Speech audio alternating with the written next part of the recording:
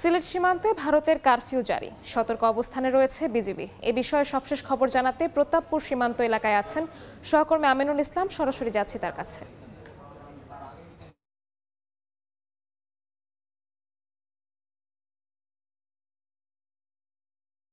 সিলেট অঞ্চলের সীমান্তগুলোতে ইতিমধ্যেই বিজিবির পক্ষ থেকে জোরদার করা হয়েছে নজরদারি, এবং এটি যদিও আসলে বিজিবির পক্ষ থেকে তাদের নিয়মিত রুটিন, কিন্তু এই মুহূর্তে কিন্তু অনেকটাই কড়াকড়ি অবস্থা বিরাজ করছে সিলেটের সীমান্তে। কেননা ইতিমধ্যে কিন্তু আপনারা জানেন যে সিলেট অঞ্চলের বেশ কয়েকটি সীমান্তে পুশিনের ঘটনা ঘটেছে, যেটি বিএসএফ এর পক্ষ থেকে আমরা সবচেয়ে বেশি দেখেছি মৌলভীবাজার অংশে, এবং এই পুরো সিলেট অঞ্চল জুড়েই কিন্তু এই বিজিবির যে অবস্থান সেটি বাড়ানো হয়েছে মূলত পুশিন ঠেকানোর জন্য।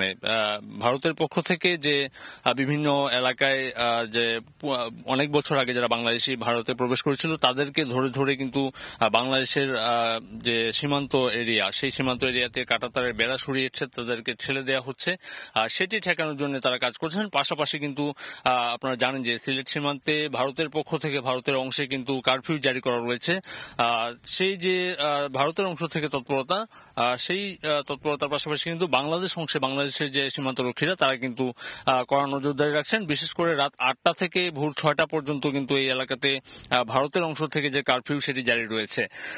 এরপরেও যদি যে অংশটি আমরা উল্লেখ করতে চাই যে বাংলাদেশে কিন্তু গেল 5 আগস্টের পর থেকে, অর্থাৎ সরকার পতনের আন্দোলনের পর থেকে কিন্তু বিজিবির পক্ষ থেকে কড়াকড়ি আরোপ করা হয়েছে যাতে করে কোনোভাবেই কোনো অনুপ্রবেশ না হয় বাংলাদেশে। সেই দিক থেকে কিন্তু সিলেটের যে সীমান্তগুলো সেগুলোতে বিজিবির যে টহল সেটি বাড়ানো হয়েছে।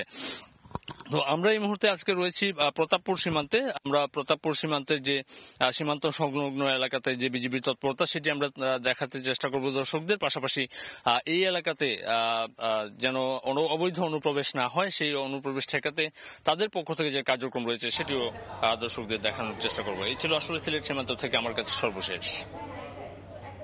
সরাসরি যুক্ত ছিলাম সিলেট সীমান্তে।